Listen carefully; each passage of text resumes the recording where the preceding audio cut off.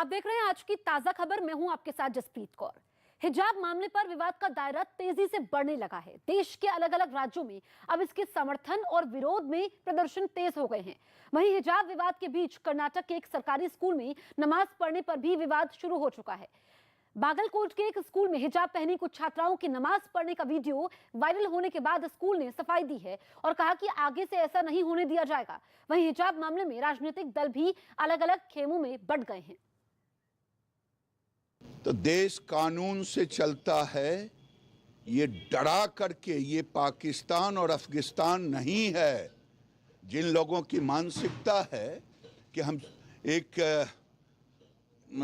बना देंगे Islamic state की भूमिका में, ये भारत को मंजूर नहीं है। जो आज प्रदेश और राष्ट्रीय स्तर की समस्या बन गई है और मुझे बेहद दुख होता है कि भारत जैसे देश जिसमें जो दुनिया भर के सताए हुए जो जाति धर्म लोग हैं उसको आश्रय मिला हिंदुस्तान में, आज हम अपने लोगों के साथ किस प्रकार से व्यवहार कर रहे हैं।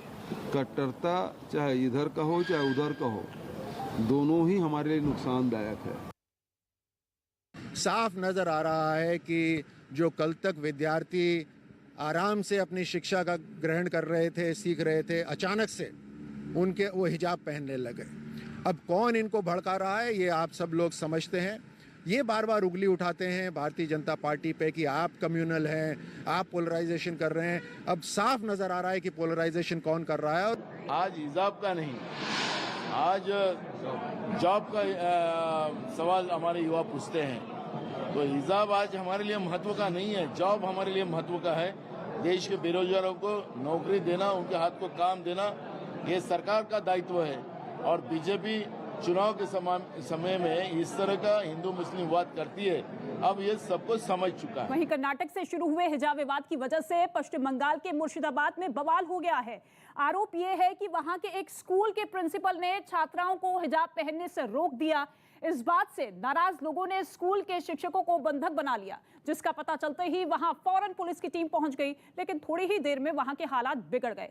नाराज लोगों ने पुलिस पर पथराव शुरू कर दिया। कई लोग पुलिस वालों के साथ मारपीट कर वहां पर हिंसक तस्वीरें निकलकर सामने आई, जिसके बाद पुलिस ने हालात संभालने के लिए वहां बवाल कर रहे लोगों को खदेड़ना शुरू किया। लेकिन इसके बाद भी वहां के हालात बिगड़ते चले गए। इसके बाद पुलिस के जवानों को वहां आंसू गैस के गोले दागने पड़े। बाद में किसी तरह स्कूल में बंधक बनाए शिक्षकों को वहां से निकाला गया। और इस हिजाब विवाद की आंच देश के 9 राज्यों तक पहुंच चुकी है। पिछले कई दिनों से देश के कई हिस्सों में कर्नाटक के हिजाब विवाद पर प्रदर्शनों का सिलसिला लगातार जारी है और आंध्र प्रदेश में भी इस मुद्दे पर प्रदर्शन तेज हो गया। जहां विजयवाड़ा में सैकड़ों की संख्या में महिलाएं हिजाब पहनकर सड़कों पर उतरी और उन्होंने हिजाब के समर्थन में रैली निकाली। हिजाब के समर्थन में नारेबाजी करते हुए उनकी ये रैली शहर की अलग अलग सड़कों से गुजरी।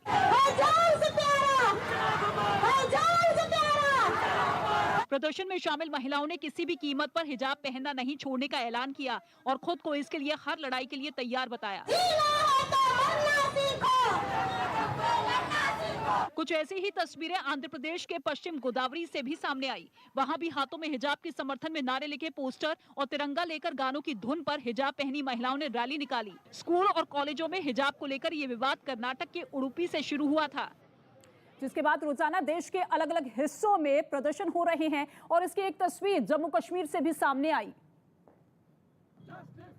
जहां जम्मू में हिजाब के समर्थन में कुछ लोग सड़क पर उतर गए और उन्होंने सड़क के बीचों बीच धरना शुरू कर दिया। प्रदर्शन में शामिल लोग अपने हाथों में हिजाब के समर्थन में नारे लिखे पोस्टर भी पकड़े रहे। हिजाब के समर्थन में सड़क पर प्रदर्शन कर रहे लोगों ने अल्लाहू अकबर के नारे भी लगाए। प्रदर्शन की वजह से ट्रैफिक रुकने की जानकारी मिलने पर पुलिसकर्मी वहां पहुंच गए। उन्होंने प्रदर्शन कर रहे लोगों को सड़क के किनारे कर रास्ते को खुलवाया। और अलग अलग जगहों पर जारी प्रदर्शन के बीच मध्य प्रदेश के सतना में उस वक्त बवाल हो गया जब मुस्लिम समुदाय की एक लड़की हिजाब पहनकर परीक्षा देने पहुंच गई, जिसका वहां मौजूद कुछ छात्रों ने विरोध शुरू कर दिया और उसे हिजाब पहनकर परीक्षा देने की मंजूरी दिए जाने पर अगले दिन से भगवा कपड़े पहनकर कॉलेज आने की चेतावनी दे डाली। हंगामा पड़ता देख छात्रा ने हिजाब पहनकर कॉलेज नहीं आने का भरोसा दिया, जिसे कॉलेज के प्रिंसिपल ने उसके एडमिट कार्ड पर माफीनामे के तौर पर लिखवा भी दिया, जिसके बाद कॉलेज में परीक्षा शुरू हो सकी। वहीं हिजाब विवाद पर देश के अलग अलग हिस्सों में प्रदर्शन के साथ साथ जुबानी जंग भी तेज हो गई, जिसकी एक तस्वीर महाराष्ट्र के कल्याण से सामने आई। जहां हिजाब के मुद्दे पर प्रदर्शन करना कांग्रेस की महिला कार्यकर्ताओं को भारी पड़ गया और उनकी हिजाब पहनकर वहां पहुंची मुस्लिम समुदाय की महिलाओं से झड़प हो गई। देखते ही देखते उनमें धक्का मुक्की शुरू हो गई और नौबत हाथापाई तक पहुंच गई, जिसके बाद वहां मौजूद कुछ लोगों ने बीच बचाव किया और आपस में उलझ रही महिलाओं को समझाने की कोशिश की। हिजाब पहनकर पहुंची महिलाओं ने कांग्रेस पर इस मुद्दे पर राजनीति करने का आरोप लगाया और इस बीच हिजाब विवाद के पक्ष और विरोध में बयानबाजी भी तेज होती हुई नजर आई और अलीगढ़ में समाजवादी पार्टी की नेता रुबीना खानम ने विवादास्पद बयान दे दिया।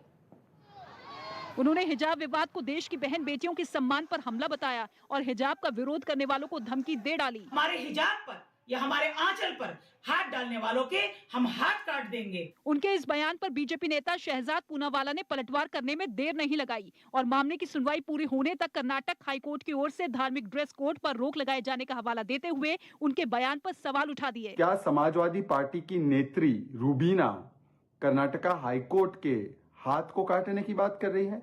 कर्नाटक का हिजाब विवाद हाई कोर्ट में है और 14 फरवरी को इस पर अगली सुनवाई होगी। तब तक के लिए अदालत ने स्कूलों में किसी भी तरह के धार्मिक कपड़ों पर रोक लगा दी है। यूपी में विधानसभा चुनाव के दूसरे चरण के लिए शनिवार को प्रचार खत्म हो गया और कल दूसरे चरण में 9 जिलों की 55 सीटों पर वोट डाले जाएंगे। वहीं आगे के चरणों के लिए आज चुनाव प्रचार किए जाएंगे। यूपी के मुख्यमंत्री योगी आदित्यनाथ तीसरे चरण के लिए एटा, फर्रुखाबाद और औरैया में चुनावी जनसभा को संबोधित करेंगे। वहीं बीजेपी अध्यक्ष जेपी नड्डा चौथे और 5वें चरण के लिए यूपी के लखीमपुर खीरी और बाराबंकी में रैली को संबोधित करेंगे। उत्तर प्रदेश में समाजवादी पार्टी के एक उम्मीदवार पर पैसे बांटने का आरोप लगा, जिसके बाद एसपी नेता हाकिम लाल बिंद के खिलाफ केस दर्ज कर लिया गया। मामला हंडिया विधानसभा सीट से जुड़ा है, जहां समाजवादी पार्टी के दफ्तर में पैसे बांटने का वीडियो वायरल हो गया, जिसके बाद पुलिस हरकत में आ गई और वहां से एसपी उम्मीदवार हाकिम लाल बिंद समेत 3 नेताओं पर आचार संहिता के उल्लंघन का मामला दर्ज कर लिया। जो वीडियो सामने आया उसमें समाजवादी पार्टी के दफ्तर में कुछ लोग मौजूद दिखे, जिन्हें सीढ़ियों से नीचे उतरते वक्त 500-500 रुपए के नोट बांटे गए। ऐसे में पुलिस ने न केवल समाजवादी पार्टी के नेताओं के खिलाफ बल्कि 12 से ज्यादा लोगों के खिलाफ भी FIR दर्ज की। कार्रवाई हुई तो हाकिम लाल बिंद ने बीजेपी पर हमला बोल दिया। खिसिया करके ये सारे षड्यंत्र रचने का काम कर रहे हैं। वहीं पुलिस ने ये भरोसा दिया कि इस मामले में जांच के बाद आरोपियों के खिलाफ कार्रवाई की जाएगी। हम लोगों ने मुकदमा पंजीकृत किया है वहाँ और उसकी इन्वेस्टिगेशन हो रही है। हालांकि इस वीडियो में एसपी उम्मीदवार हाकिम लाल बिंद कहीं नजर नहीं आए। दूसरे चरण के प्रचार के आखिरी दिन यूपी के मुख्यमंत्री योगी आदित्यनाथ ने कल सहारनपुर के देवबंद में चुनावी जनसभा को संबोधित किया। योगी ने देवबंद में ATS सेंटर खुलने के बहाने विपक्ष पर बड़ा हमला बोला।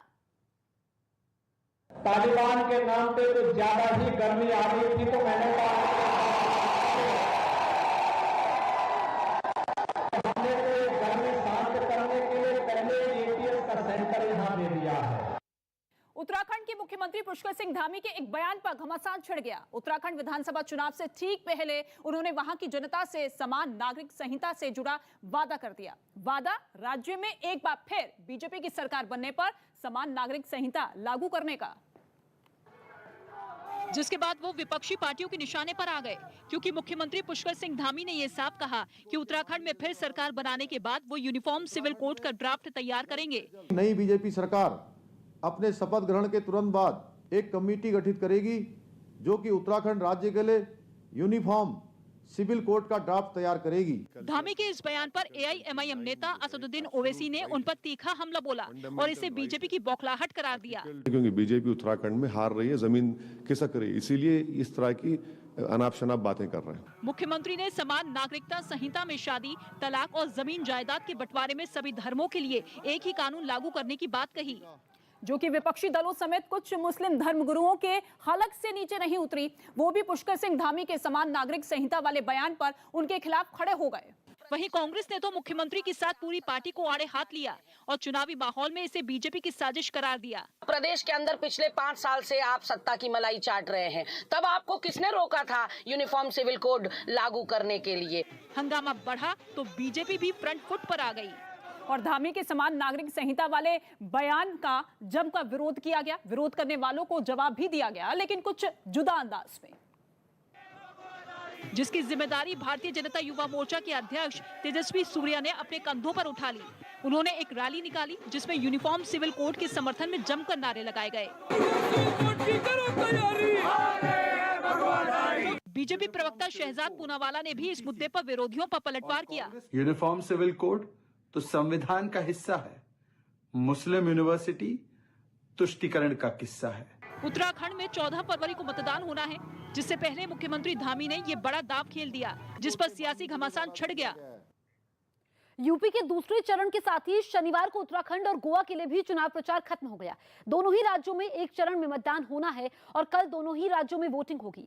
उत्तराखंड में विधानसभा की कुल 70 सीटें हैं, जिन पर बीजेपी और कांग्रेस के बीच सीधा मुकाबला है। वहीं गोवा में भी 40 सीटों पर मुख्य मुकाबला बीजेपी और कांग्रेस के बीच ही है। हालांकि इन दोनों ही राज्यों में आम आदमी पार्टी भी मजबूती से अपनी दावेदारी कर रही है।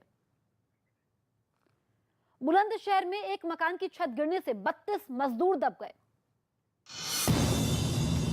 यूपी के बुलंदशहर में एक बन रहे मकान की छत गिरने से उसके मलबे में 32 मजदूर दब गए, जिसके बाद सभी मजदूरों को रेस्क्यू करके उन्हें अस्पताल में भर्ती करवा दिया गया। मध्य प्रदेश के ग्वालियर में एक शादी समारोह में 5 बंदूकधारियों की फायरिंग के साथ दूल्हे की एंट्री का वीडियो वायरल हो गया, जिसके बाद क्राइम ब्रांच ने वीडियो की जांच शुरू कर दी है। हरियाणा के रेवाड़ी में गौ रक्षा दल ने गौ तस्करों का पीछा करते हुए उनके कब्जे से 3 गाय मुक्त करवाते हुए 2 आरोपियों को पकड़ लिया, जबकि 3 फरार होने में कामयाब हो गए। इस दौरान गौ तस्करों ने पथराव भी किया। केंद्रीय मंत्री डॉक्टर जितेंद्र सिंह ने अरुणाचल प्रदेश में बर्फीले तूफान में जान गंवाने वाले राइफलमैन शहीद अरुण कट्टल को जम्मू कश्मीर में उनके पैतृक गाँव लखनपुर में श्रद्धांजलि दी। मध्य प्रदेश के जबलपुर में बाइक सवार 2 बदमाशों ने दिन दहाड़े एटीएम कैश वैन से 6 लाख रुपए लूट कर फरार हो गए। इस दौरान बदमाशों ने 4 सुरक्षा कर्मियों को भी गोली मार दी। पुलिस ने आरोपियों पर 10,000 रुपए का इनाम भी घोषित कर दिया है। फ्रांस की राजधानी पेरिस में हजारों प्रदर्शनकारियों ने सरकार के कोरोना और वैक्सीनेशन के नियमों के खिलाफ सड़कों पर उतरकर प्रदर्शन किया। इस दौरान पुलिस और प्रदर्शनकारियों की झड़प भी हो गई, जिसके बाद कई प्रदर्शनकारी हिरासत में ले लिए गए। गृह मंत्री अमित शाह आज पंजाब में चुनाव प्रचार करेंगे। अमित शाह पंजाब के लुधियाना, पटियाला और अमृतसर में चुनावी रैलियों को संबोधित करेंगे। साथ ही अमृतसर में भगवान वाल्मीकि तीर्थ स्थल, दुर्गियाना मंदिर और स्वर्ण मंदिर में भी अमित शाह दर्शन करेंगे। पंजाब में एक चरण में मतदान है और 20 फरवरी को सभी 111 सीटों के लिए वोट डाले जाएंगे। कांग्रेस सांसद रवनीत सिंह बिट्टू ने सिद्धू को सुपर सीएम बता दिया, जिस पर पार्टी में ही घमासान शुरू हो गया। खबर है कि चरणजीत सिंह चन्नी को सीएम चेहरा घोषित किए जाने के बाद से नवजोत सिंह सिद्धू नाराज हैं। और ऐसे में अब कांग्रेस सांसद रवनीत सिंह बिट्टू ने पंजाब में दोबारा सरकार बनने पर सिद्धू को सुपर सीएम का पद दिए जाने की बात कह दी। यही नहीं, उन्होंने इसकी वजह भी बताई। वाकई सुपर सीएम है, क्यों? उसके कारण है चरणजीत चन्नी जी सिद्धू साहब का मॉडल ही अडॉप्ट करेंगे। हालांकि कांग्रेस सिद्धू पर दिए अपने सांसद के बयान से इत्तेफाक रखती नहीं दिखी और कांग्रेस नेता जयवीर शेरगिल ने तो उनसे इस बयान पर सफाई देने की मांग कर दी। जब पंजाब में 10 मार्च के बाद कांग्रेस की सरकार आएगी तो पंजाब की जनता सुपर सीएम होगी। असल में चरणजीत सिंह चन्नी को सीएम के चेहरे के तौर पर चुने जाने के बाद से ही सिद्धू ने अमृतसर ईस्ट से बाहर की किसी सीट पर प्रचार नहीं किया, जिसके बाद इस फैसले से उनके नाराज होने की अटकलें लगने लगी। एक दिन पहले प्रधानमंत्री नरेंद्र मोदी पर दिए बयान पर कांग्रेस सांसद रवनीत सिंह बिट्टू ने सफाई दी। उन्होंने पंजाब में हुई पीएम की सुरक्षा में चूक मामले में आपत्तिजनक बयान दिया था, जिस पर बीजेपी के कई नेता हमलावर हो गए। तरुण चुग ने रवनीत बिट्टू के दिए बयान को कांग्रेस की मानसिकता से जोड़ते हुए उसे जनता को भड़काने वाला बताया। एक मेंबर ऑफ पार्लियामेंट और वो भी जिसके घर में आतंकवाद की शहादत हुई हो, वो पंजाब को दहलाने की कोशिश कर रहा है। जिसके जवाब में रवनीत बिट्टू ने सफाई देते हुए दावा किया कि मेरा परिवार तो देशभक्त परिवार है, मैं पीएम पर ऐसा कोई बयान नहीं दे सकता। लेकिन साथ ही साथ उन्होंने पंजाब बीजेपी पर जमकर हमला बोला। चाहे जम्मू से, चाहे हरियाणा से, चाहे किराए के आदमी ले आना, भाई दोबारा उनकी वापसी खाली ना हो जाए, फिर आप पंजाब के ऊपर इल्जाम लगाएंगे। दरअसल ये बवाल कांग्रेस नेता रवनीत बिट्टू के उस बयान पर मचा जिसमें उन्होंने किसानों के पीएम मोदी के खिलाफ होने की बात कही थी।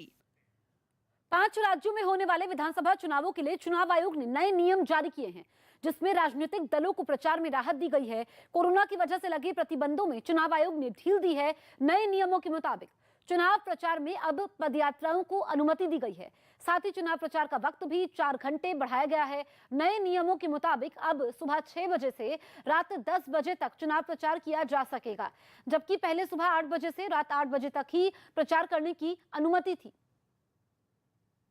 दिल्ली के उस्मानपुर से हैरान करने वाली कुछ तस्वीरें सामने आई हैं, जहां प्रॉपर्टी विवाद में दो भाई भिड़ गए। ये घटना एक दिन पहले की बताई जा रही है, लेकिन ये बवाल तब बढ़ता चला गया जब उसमें उन दोनों के बच्चे भी कूद पड़े और घर की लड़ाई सड़क तक जा पहुंची। मारपीट का जो वीडियो सामने आया उसमें दो लोग सड़क पर गिरे एक आदमी को बेरहमी से पीटते दिखे। उसे मारते मारते उनका दिल नहीं पसीजा, लेकिन उसके बदन पर अनगिनत जख्म हो गए। उन लोगों ने उसकी डंडों से खूब पिटाई की। ये सब देखकर उस परिवार की महिलाएं भी सड़क पर आ गईं, जिसके बाद वहां चीख पुकार मच गई। उनके परिवार के ही एक बुजुर्ग ने इस मारपीट को रोकने की कोशिश की, जो चंद सेकंड के लिए ही कामयाब हो पाई, क्योंकि उसके बाद आरोपियों ने कुछ और लोगों को डंडे से पीटना शुरू कर दिया। सड़क पर गिराकर उन लोगों से मारपीट की। शोर शराबा सुनकर वहां भीड़ जुट गई, लेकिन वहां मौजूद कोई भी शख्स इतनी हिम्मत नहीं जुटा पाया कि आरोपियों को ऐसा करने से रोक सके। नारकोटिक्स कंट्रोल ब्यूरो और भारतीय नौसेना को ड्रग्स के खिलाफ अभियान में बड़ी सफलता मिली है। संयुक्त अभियान के समय एनसीबी और नौसेना ने पाकिस्तान के रास्ते आ रही 2000 करोड़ की ड्रग्स को जब्त किया है। जब्त की गई 763 किलो ड्रग्स में हशीश और हेरोइन शामिल है। पाकिस्तान की तरफ से आ रही 2 नावों से ड्रग्स की इस खेप को जब्त किया गया है। आंध्र प्रदेश के विशाखापट्टनम से हैरान करने वाली कुछ तस्वीरें सामने आई हैं। वहां पुलिस ने तकरीबन 2 लाख किलो गांजे को आग के हवाले कर दिया और इसके लिए बकायदा कई झुंड बनाए गए, जहां गांजे को लकड़ियों से ढककर उनमें आग लगाई गई। We have destroyed the ganja seized over last 1 year, which amounts to 200,000 or 2 lakh kgs of ganja. बताया गया कि ये गांजा पुलिस ने पिछले 1 साल के दौरान बरामद किया, जिनमें आंध्र प्रदेश के साथ ही उड़ीसा, छत्तीसगढ़ और महाराष्ट्र के माफिया की मदद से लाया गया। पुलिस के मुताबिक इसकी कीमत करीब 850 करोड़ बताई गई। नारकोटिक्स कंट्रोल ब्यूरो को शनिवार को एक और बड़ी कामयाबी मिली। एनसीबी ने डार्कनेट के जरिए चल रहे ड्रग्स सिंडिकेट का खुलासा किया है, जो बिटकॉइन के जरिए ड्रग्स की खरीद फरोख्त करता था। एनसीबी पिछले 4 महीने से इस सिंडिकेट के पीछे पड़ी हुई थी, जिसकी शुरुआत कोलकाता से हुई थी। शुरुआती जांच में मिली कामयाबी के बाद एनसीबी ने देश के करीब हर हिस्से में अपनी जांच का दायरा बढ़ाया और आखिरकार पूरे सिंडिकेट का पर्दाफाश किया। एनसीबी ने इस मामले में 22 आरोपियों को गिरफ्तार किया है, जिसमें एनसीबी का एक सिपाही भी शामिल है जो आरोपियों की मदद करता था। पूरे सिंडिकेट की मास्टरमाइंड एक महिला है। पिछले 4 महीने से ये ऑपरेशन चल रहा था, जिसमें 22 आरोपियों को गिरफ्तार किया गया है। ये विभिन्न राज्यों जैसे Gujarat, Maharashtra, Rajasthan, NCR, UP, Bihar, Jharkhand, West Bengal, Assam, Karnataka, विभिन्न प्रदेशों से ये गिरफ्तारियां और सीजर्स हुए हैं। लगभग 17 सीजर्स हुए हैं और 22 लोग इसमें आरोपित को गिरफ्तार किया गया है। मनोहर पर्रिकर पर दिए विवादास्पद बयान पर घमासान छिड़ गया है। कांग्रेस की एक चुनावी रैली में बीजेपी नेता और गोवा के पूर्व मुख्यमंत्री रहे मनोहर पर्रिकर के खिलाफ अपशब्द कहे जाने का आरोप लगा, जिसका वीडियो खुद गोवा के मुख्यमंत्री प्रमोद सावंत ने ट्वीट किया और राहुल गांधी से इस विवादास्पद बयान पर माफी मांगने की बात कही। फ्रस्ट्रेशन आया है कि कांग्रेस जीत के नहीं आ रही है, इनका इस तरह से प्रचार करना उचित नहीं है, जिस पर कांग्रेस ने बीजेपी को जवाब देने में देर नहीं लगाई। माफी मांगने चालू करे तो पूरा दिन बीजेपी माफी ही मांगती रहेगी। हालांकि कांग्रेस ने इस विवादास्पद बयान को समर्थन देने से भी मना कर दिया। गोवा में आम आदमी पार्टी के मुख्यमंत्री उम्मीदवार अमित पालेकर ने खरीद फरोख्त की राजनीति का जिक्र करते हुए बीजेपी और कांग्रेस पर निशाना साधा। ये इनका सेटिंग रहता है बीजेपी का और कांग्रेस का कि कुछ भी हो जाए, रात को 3-4 बजे सब दिल्ली से आएंगे, फिर इनको खरीदेंगे, यही होता आ रहा है। तो इस बारी आम आदमी पार्टी के रूप में एक ऐसा चॉइस आया, एक ऐसा विकल्प आया गोवा की जनता को जो बिकेंगे नहीं। बंगाल के निकाय चुनाव में बीजेपी और टीएमसी समर्थकों की भिड़ंत हो गई। बताया गया है कि उत्तर 24 परगना के बिधान नगर में वोटिंग के दौरान दोनों पार्टियों के समर्थक आमने सामने आ गए और देखते ही देखते दोनों के बीच हाथापाई शुरू हो गई, जिसकी जानकारी मिलने पर पुलिस वहां पहुंची और लाठियां भांजकर भीड़ को खदेड़ना शुरू कर दिया। वहीं बीजेपी ने आसनसोल के एक वार्ड में टीएमसी समर्थकों पर बीजेपी उम्मीदवार पर हमले का आरोप लगाया, जिसमें उनके सिर पर चोट आई। बीजेपी ने वहां टीएमसी पर पोलिंग बूथ पर कब्जा करने का भी आरोप लगाया। सब लेके आया। बीजेपी ने निकाय चुनाव में टीएमसी पर पुलिस की मिलीभगत से फर्जी वोटिंग करवाने का भी आरोप लगाया। हरियाणा के रेवाड़ी से हैरान करने वाली तस्वीर सामने आई, जहां गौरक्षा दल के सदस्यों ने फिल्मी अंदाज में गौ तस्करी की कोशिश को नाकाम कर दिया। इस पूरी कार्रवाई का वीडियो भी सामने आया। जिसमें एक छोटा ट्रक पूरी रफ्तार के साथ सड़क पर दौड़ता दिखाई दिया और गौरक्षा दल की एक गाड़ी उसका पीछा करती नजर आई। तभी उस ट्रक पर सवार लोगों ने पथराव शुरू कर दिया, लेकिन गौरक्षा दल के लोग डटे रहे और वो लोग अपनी गाड़ी को उसके पीछे भगाते रहे। इसी बीच आरोपियों की गाड़ी का टायर फट गया और वो बेकाबू होकर तेजी से सड़क के किनारे जाने लगा, लेकिन इस पर भी उसके ड्राइवर ने उसे नहीं रोका। हालांकि कुछ दूर जाने के बाद वो ट्रक खराब होकर रुक गया और उस पर सवार लोग गाड़ी से उतरकर भाग खड़े हुए। लेकिन गौरक्षा दल के लोगों ने काफी मेहनत के बाद उनमें 2 आरोपियों को पकड़कर पुलिस के हवाले कर दिया। गाड़ी में फिर 3 गायें मिली हैं जो बांध के रखी हुई थी। हालांकि इस एक्शन के समय ट्रक का ड्राइवर और उसके 2 साथी भागने में कामयाब हो गए। वहीं पुलिस ने गाड़ी को अपने कब्जे में लेकर मामले की छानबीन शुरू कर दी। यूपी के लखीमपुर खीरी में जिला प्रशासन ने लोगों को मतदान के लिए जागरूक करने का एक अनोखा अभियान चलाया और लोगों से लखीमपुर खीरी में 23 फरवरी को होने वाले मतदान में बढ़ चढ़कर हिस्सा लेने के लिए न्योता दिया, जिसके लिए जिले के डीएम महेंद्र बहादुर सिंह घर घर पहुंचे और शादी के कार्ड जैसा कार्ड छपाकर मतदाताओं को वोट डालने का न्योता दिया। आएंगे ना वोट डालने पूरा परिवार। इसी तरह डीएम महेंद्र बहादुर सिंह कई घरों में गए। उनके साथ जिले के कुछ और अधिकारी भी थे, जिन्होंने सड़क से गुजर रहे लोगों को कार्ड देकर वोट देने की अपील की। जिला प्रशासन को उम्मीद है कि इस पहल से लोगों में जागरूकता आएगी। लखीमपुर खीरी ठहरा है कि 23 फरवरी को 90% के पार। जिला प्रशासन की इस अनोखी पहल की वहां के लोगों ने भी खूब तारीफ की। शिल्पा शेट्टी को कोर्ट ने हाजिर होने के लिए नोटिस भेजा है। मुंबई की अंधेरी कोर्ट ने अभिनेत्री शिल्पा शेट्टी को 21 लाख के धोखाधड़ी के मामले में समन जारी कर 28 फरवरी को कोर्ट में पेश होने का आदेश जारी किया है। साथ ही शिल्पा की बहन शमिता शेट्टी और मां सुनंदा शेट्टी को भी समन जारी किया गया है। उत्तराखंड में चुनाव प्रचार के आखिरी दिन खटीमा से बीजेपी उम्मीदवार सीएम पुष्कर सिंह धामी ने घर घर जाकर चुनाव प्रचार किया। उत्तराखंड में सभी 70 विधानसभा सीटों पर 14 फरवरी को वोटिंग होगी। उत्तराखंड के हल्द्वानी में एक रैली के समय कांग्रेस महासचिव प्रियंका गांधी ने गैस सिलेंडर के दाम 500 रुपए करने का वादा कर दिया। गैस के सिलेंडर का दाम हम 500 रुपए पर सिलेंडर से ज्यादा अधिक हम होने नहीं देंगे। उत्तराखंड दौरे पर पहुंचे गृह मंत्री अमित शाह हरिद्वार में गंगा आरती में शामिल हुए और घर घर जाकर चुनाव प्रचार किया। यूपी के बदायूं सदर सीट से समाजवादी पार्टी के उम्मीदवार हाजी रईस का एक वीडियो वायरल हो गया। इस वीडियो में हाजी रईस समाजवादी पार्टी पर ही देश को बर्बाद करने का आरोप लगाते हुए नजर आए। समाजवादी पार्टी ने जिस तरह से देश को बर्बाद किया है, हमारे प्रदेश को बर्बाद किया है। जम्मू कश्मीर के बांदीपुरा में बड़ी संख्या में लोगों ने सड़कों पर उतरकर आतंकी हमले के खिलाफ कैंडल मार्च निकाला। बांदीपुरा में शुक्रवार को आतंकवादियों ने एक पुलिसकर्मी की हत्या कर दी थी। उत्तर प्रदेश के चंदौली जिले की मुगलसराय विधानसभा सीट से मौजूदा बीजेपी विधायक का टिकट कटा तो उनके समर्थकों ने वहां से उतारे गए अपनी ही पार्टी के उम्मीदवार के खिलाफ प्रदर्शन कर दिया। वहां बीजेपी ने अपनी विधायक साधना सिंह की जगह इस बार रमेश जायसवाल पर दांव खेला है और इसलिए साधना सिंह के समर्थकों को अपनी पार्टी की रणनीति समझ से परे लगी और उन्होंने पार्टी के उम्मीदवार रमेश जायसवाल के खिलाफ मोर्चा खोल दिया। इन लोगों ने सड़कों पर उतरकर पार्टी के फैसले के विरोध में खूब नारेबाजी की। इतना ही नहीं, इन लोगों ने इसके लिए केंद्रीय मंत्री महेंद्रनाथ पांडे को जिम्मेदार माना और उनका पुतला भी फूका। पांडे जी को लगता था कि 2024 की दावेदार हैं साधना सिंह।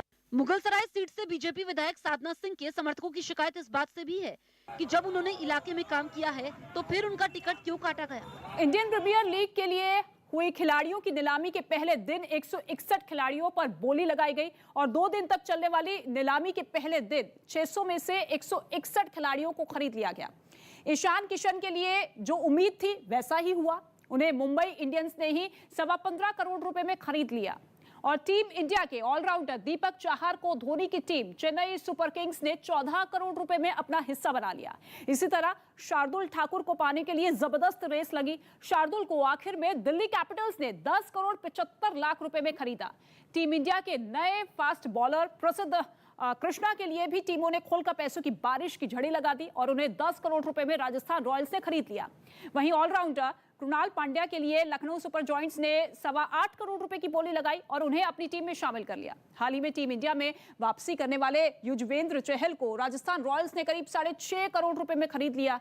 दीपक चाहर के भाई राहुल चाहर के लिए भी ऑक्शन में जबरदस्त जंग देखने को मिली।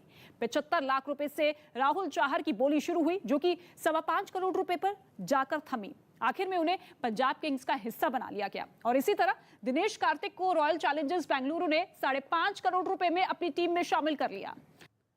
अमेरिका के राष्ट्रपति जो बाइडेन ने शनिवार को रूस के राष्ट्रपति व्लादिमीर पुतिन से फोन पर बात की। बाइडेन ने एक बार फिर पुतिन से यूक्रेन की सीमा पर 1 लाख से ज्यादा सैनिकों के जमावड़े को हटाने के लिए कहा। साथ ही बाइडेन ने रूस को चेतावनी दी कि अगर रूस यूक्रेन पर आक्रमण करता है तो अमेरिका और उसके सहयोगी यूक्रेन के साथ मिलकर इसका जवाब देंगे और रूस को इसकी भारी कीमत चुकानी होगी। पुतिन और राष्ट्रपति बाइडेन के बीच फोन पर 62 मिनट तक बातचीत हुई, जिसकी जानकारी व्हाइट हाउस ने दी। खबर है कि रूस कभी भी यूक्रेन पर हमला कर सकता है। तो 1-2 दिनों के अंदर तीसरा विश्व युद्ध छिड़ सकता है, क्योंकि इस बार अमेरिका ने खुफिया एजेंसियों की रिपोर्ट का हवाला देते हुए कह दिया है कि रूस के राष्ट्रपति पुतिन किसी भी वक्त यूक्रेन पर हमले का आदेश दे सकते हैं। और अमेरिका के राष्ट्रपति जो बाइडेन पहले ही कह चुके हैं कि अगर यह हमला हुआ तो तीसरा विश्व युद्ध छिड़ जाएगा। और अब अमेरिकी राष्ट्रीय सुरक्षा सलाहकार ने आशंका जता दी कि अगले 2 दिनों में यूक्रेन पर रूस की सेना के हमले शुरू हो सकते हैं, जिसका मतलब होगा तीसरे विश्व युद्ध की शुरुआत। क्योंकि अमेरिका के राष्ट्रपति बाइडेन पहले ही दावा कर चुके हैं कि रूस के यूक्रेन पर धावा बोलने का मतलब होगा विश्व युद्ध। We continue to see signs of Russian escalation. We are in the window when an invasion could begin at any time. यही नहीं, अमेरिका ने आशंका जताई कि युद्ध छिड़ा तो हालात इतने बदतर हो जाएंगे कि उसके लिए वहां फंसे अपने नागरिकों को बचाना मुश्किल हो जाएगा। इसीलिए उसने यूक्रेन में अपना दूतावास खाली करने की भी तैयारी शुरू कर दी, क्योंकि उसे डर है कि एक बार युद्ध शुरू होने पर हवाई, रेल या सड़क मार्ग के जरिए वहां पहुंचना नामुमकिन हो जाएगा। If a Russian attack on Ukraine proceeds, it is likely to begin with aerial bombing and missile attacks. अमेरिकी सरकार के इन बयानों ने पूरी दुनिया में खलबली मचा दी है। बयानों से साफ है कि अमेरिका को लग चुका है कि तीसरे विश्व युद्ध की शुरुआत अब बेहद करीब आ चुकी है। यही वजह है कि उसने और कई दूसरे देशों ने अपने नागरिकों को तुरंत यूक्रेन छोड़ने की चेतावनी दे डाली है। क्योंकि अमेरिका की खुफिया एजेंसियों को सैटेलाइट से मिली तस्वीरों से भी पता चला है कि रूस की सेना यूक्रेन को तीनों ओर से घेर चुकी है। और बेलारूस में यूक्रेन की सीमा के पास उसकी सेना ने युद्ध का अभ्यास भी तेज कर दिया, जिसकी तस्वीरें खुद रूस के रक्षा मंत्रालय ने जारी की, जिनमें रूस के दर्जनों टैंक फर्राटा भरते हुए बेलारूस के साथ चल रही जॉइंट मिलिट्री ड्रिल के लिए जाते दिखे। और जब इन टैंकों ने गोले बरसाने शुरू किए तो पूरा इलाका धमाकों की आवाज से गूंज उठा। एक और टैंकों से गोले बरसते दिखाई दिए तो दूसरी ओर उनकी आड़ में रूस के सैनिक भी ताबड़तोड़ फायरिंग करते नजर आए। रूस के इस शक्ति प्रदर्शन के दौरान कुछ सैनिक रस्सी की मदद से हेलीकॉप्टर से उतरने का अभ्यास भी करते दिखे। यूपी में काबा का दूसरा पार्ट भी लॉन्च हो गया। गोरखपुर से बीजेपी सांसद रवि किशन के गाने यूपी में काबा का दूसरा पार्ट भी ऑनलाइन लॉन्च हो गया। दिल्ली में मोदी जी, यूपी में बाबा, अकल के आन्हर पूछे यूपी में काबा, बोला रामचंद्र की जय। यूपी के मेरठ में शिवसेना नेता कमल प्रजापति के घर पर कुछ अनजान लोगों ने हमला कर दिया। हमले की पूरी घटना वहां लगे सीसीटीवी कैमरे में रिकॉर्ड हो गई। इस हमले में कमल प्रजापति का बेटा घायल हो गया। महाराष्ट्र के मंत्री आदित्य ठाकरे ने गोवा के मापुसा में चुनाव प्रचार के आखिरी दिन घर घर जाकर शिवसेना का प्रचार किया। गोवा की सभी विधानसभा सीटों पर 14 फरवरी को वोटिंग होगी।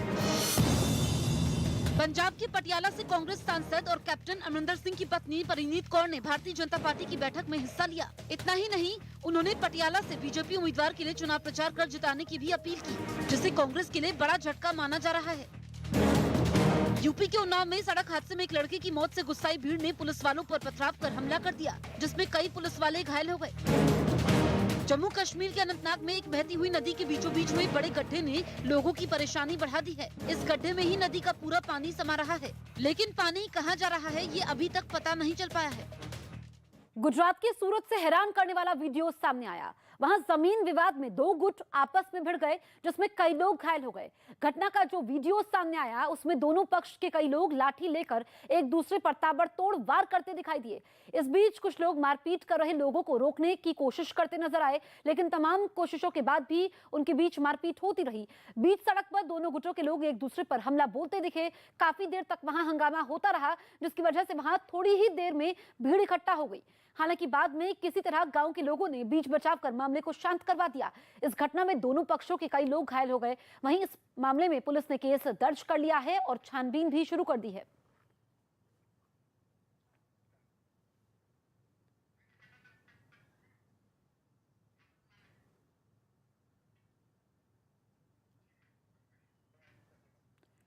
तो जमीन विवाद में संग्राम हुआ सूरत में दो गुटों में जमकर लात घूसे चले और दोनों गुटों में जमीन विवाद को लेकर के संग्राम हुआ। काफी देर तक ये बवाल होता रहा।